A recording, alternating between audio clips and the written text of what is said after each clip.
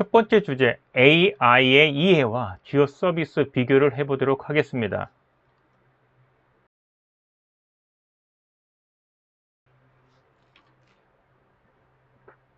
활용 예시 보면은 인사 분야, 이건 당연하죠. 그래서 인사에서 생성하고 있는, 만들고 있는 각종 데이터들이 많단 말이에요. 이제 그 데이터를 활용할 수 있는 아주 좋은 툴이 생긴 겁니다. 인사 정보, 어떤 교육 훈련에 대한 거, 평가에 대한 거, 퇴직자에 대한 정보들. 그래서 지금 이 데이터들을 잘 활용하면은 우수 인력 뽑는데, 그 다음에 고성과자가 또는 또 퇴사자가 나가는 것을 막는데 방안 수립하거나, 또는 우리 회사에서 필요한 능력과 역량에 대한 조건들, 요소들, 그리고 거기에 따라서 필요한 교육들, 그리고 어떤 진단들, 이런 부분이 좀 쉽게 할 수 있을 것 같습니다. 마케팅 분야는 뭐 더욱더 할 것 같아요. 상품에 대한 거, 고객 정보에 대한 거, 시장 정보에 대한 거를 챗 GPT를 활용하면은 엄청나게 활용할 수 있을 것 같습니다. 뭐 고객 지원 분야도 마찬가지고요. 그래서 저는 뭐 개인적으로는 제 주식을 하는데 주가에 대한 뭐 일봉, 분봉, 그 다음에 뭐 60분봉, 일봉 이런 데이터를 주면은 자기가 어떤 손절가, 그 다음에 어떤 상승, 하향되는 어떤 그 요일들, 시간대들 이런 제시를 하더라고요. 그래서 어찌 보면은 그 주식을 판단하는 데 있어서 큰 도움이 되더라고요. 그래서 이 쓰임새는 가면 갈수록 대단할 것 같아요.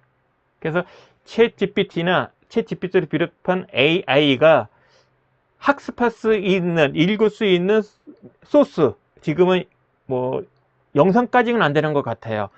이미지, 그 다음에 글, 이 부분, 그러니까 음성, 이런 부분에 있어서는 충분히 이게 소화를 하더라고요. 물론 이제 구글 같은 경우도 동영상에 있는 내용을 뭐 스크립해서 뭐 해내긴 합니다만은, 어쨌거나 다양한 리소스에 대해서 이제는 학습을 해내고 그거에 따라서 원하는 결과물을, 물론 페이크가 일부 있지만 계속 그래도 잘 만들고 있다라고 볼 수 있습니다.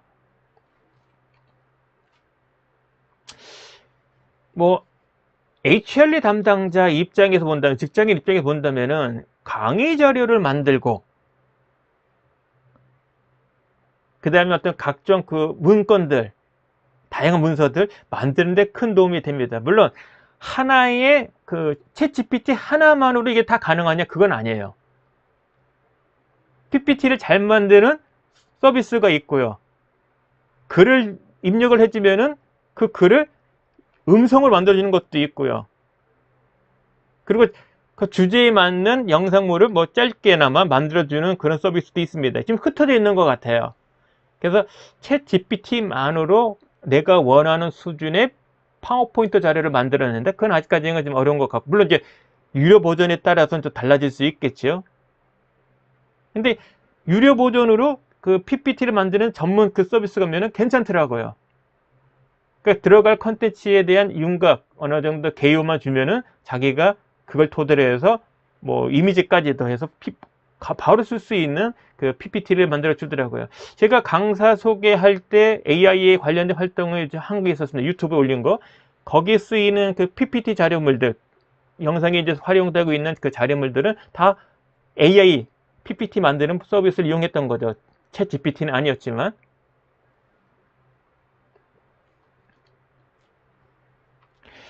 주된 그 AI 서비스는 뭐 저 개인적인 취향인데요.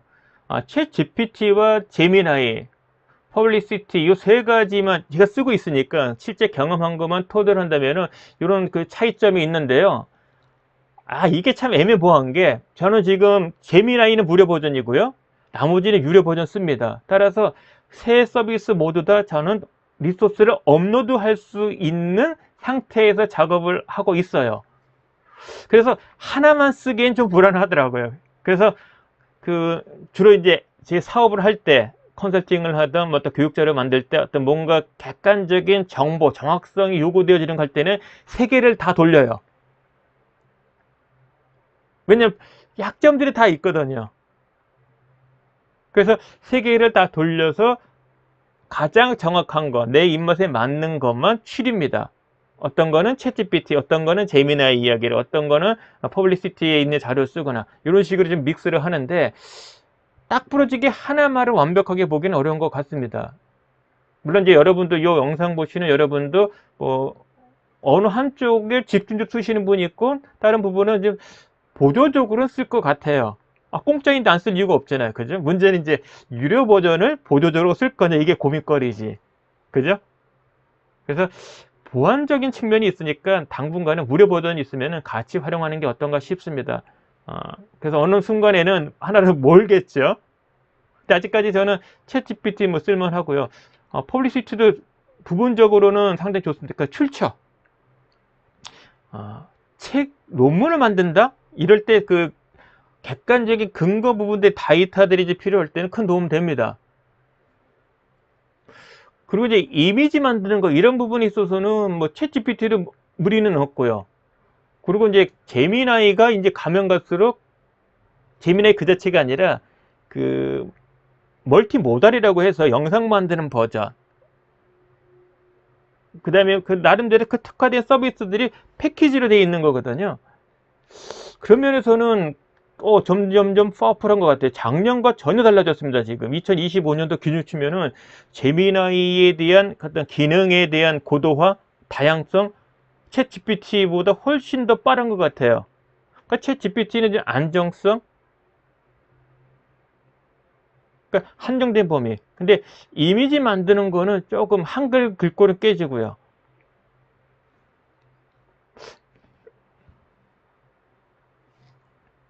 자, 이렇게 주요 서비스는 이 정도만 지금 다루고요. 다음 보겠습니다. 죄송합니다. 챗봇이라는 것이 지금 여러분들에게 그 화두가 될 건데요.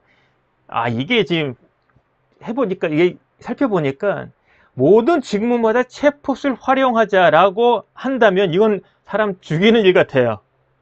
그러니까 회사 차원에서의 챗봇은 필요합니다.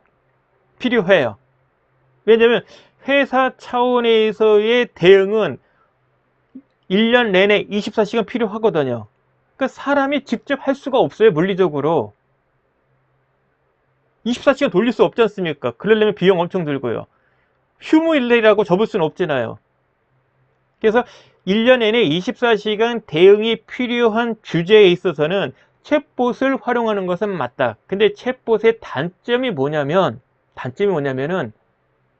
그 컨텐츠를 사람이 만들어야 돼요. 그리고 그 컨텐츠는 계속 업데이트를 해줘야 됩니다. 누가? 사람이. 그 챗봇을 만들어져 놓으면 좋은데 지속적으로 업데이트 하는 부분에 있어서는 수고 수렴이 지속된다. 그래서 챗봇을 쓸 거냐 안 쓸 거냐 부분에 대한 거는 1년 내내 365일이 필요한 것.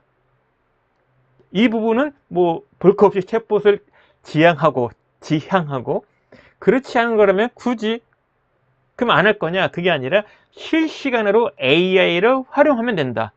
그러니까 실시간 AI 활용과 챗봇, 뭐 챗봇도 사실은 AI를 일부러 볼 수 있는데 실시간에 대응하는 AI, 그 다음에 챗봇, 이거는 좀 약간 구별할 필요가 있어요. 그래서 저는 챗봇보다는 1대1 실시간 AI를 활용하자. 그러면 어떤 그 서비스가 유리하냐? 그게 이제 그 AI 서비스에 따라서 특징들이 있다는 겁니다. 가령 창의적인 글쓰기 또는 대화형 서비스 챗봇 구축에는 챗 GPT가 괜찮고요. 그 다음에 구글 서비스 연동, 그 다음에 이미지 텍스트 복합 작업들, 실시간 데이터 활용들, 제미나이가 괜찮고요. 최신 정보, 신뢰성 높은 팩트 체크. 사실 퍼블리시티 부분의 장점이 이 부분인 것 같아요.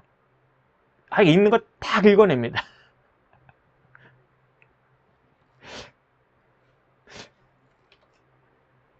그래서 그 챗봇과 그 다음에 그 1대1 실시간 그 AI 서비스 활용하는 부분에 대한 건 다음 그 뒷부분에서 집중적으로 또 다룰 겁니다. 그때 좀 다루기로 하고요. 자, 지금 보시는 화면은요, 주요 AI 서비스 부분이 다양한 게 있는데 지금 우리들 사용자 입맛에서 맞는 건 뭐냐면 자동화 부분이에요. 내가 업무하고 있는 것을 어떤 루틴을 거쳐서, 그러니까 대표적인 이거죠. 설문 문항을 만들어서 설문지를 배포해서 설문 응답자 데이터들을 분석을 해서 거기에 맞는 해석을 하고 거기에 맞는 예를 들면 뭐 개인별 리더십 유형이라고 하면은 개인별 리더십 유형까지도 프로파일을 만들어내서 출력하는 것. 이 전 과정을 제일 좋은 거는 나를 대신해서 자동화하는 거죠. 그러려면 코딩이 필요해요.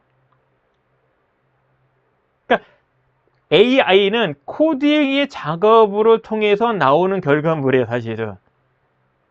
그런데 나의 맞춤형으로 이런 서비스, 이런 원하는 결과물을 만들어내는 것은 챗 GPT 그 자체만으로는 어려워요. 뭔가 다른 부분이 좀 필요해요. 그게 있어요. 그래서 보면은 멀티 모달 A라고 그러는데 어떻게 표현하면은 다양한 입맛, 사람이 밥을 먹는 게 아니라 밥을 먹더라도 식사량의 선호도가 다르잖아요. 백미냐, 혼합이냐, 아니 아예 밥이 아닌 뭐 이제 빵이냐 등등등등. 그래서 사용자의 입맛에 맞는 것을 조금 더 세분화되어 있습니다. 구글이 그러면서 잘하고 있어요. 동영상 만드는 부분은 엄청나요.